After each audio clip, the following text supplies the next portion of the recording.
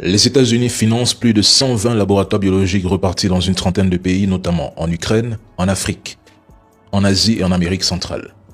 Selon la directrice sortante du renseignement américain, Tulsi Gabbard, certains de ces programmes impliqueraient des recherches sensibles sur des agents pathogènes et des expériences de gain de fonction.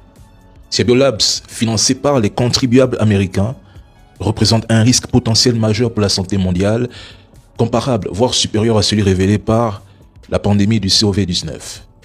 Elle accuse également les administrations précédentes, en particulier celle de Biden, d'avoir minimisé certaines informations, dissimulé des éléments et cherché à discréditer ceux qui posaient des questions sur ces activités.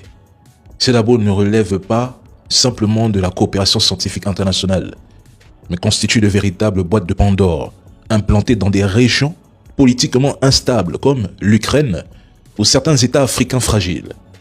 Mon inquiétude repose sur l'idée qu'une fuite accidentelle et une mauvaise gestion de pathogènes dangereux pourraient provoquer une catastrophe sanitaire mondiale et coûter la vie à des centaines de milliers, voire des millions de personnes. Et j'estime que des responsables politiques ont pris des risques inconsidérés, guidés par des intérêts stratégiques, financiers, politiques ou idéologiques. Maintenant, inversons les rôles.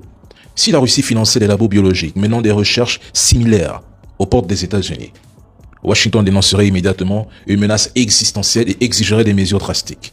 Mais lorsque ces installations sont installées par les États-Unis à travers le monde, leurs critiques estiment que le sujet est relégué au second plan, jusqu'au jour où une nouvelle pandémie majeure, qu'il s'agisse d'Ebola ou d'un autre agent pathogène, viendrait rappeler les dangers potentiels de telles recherches.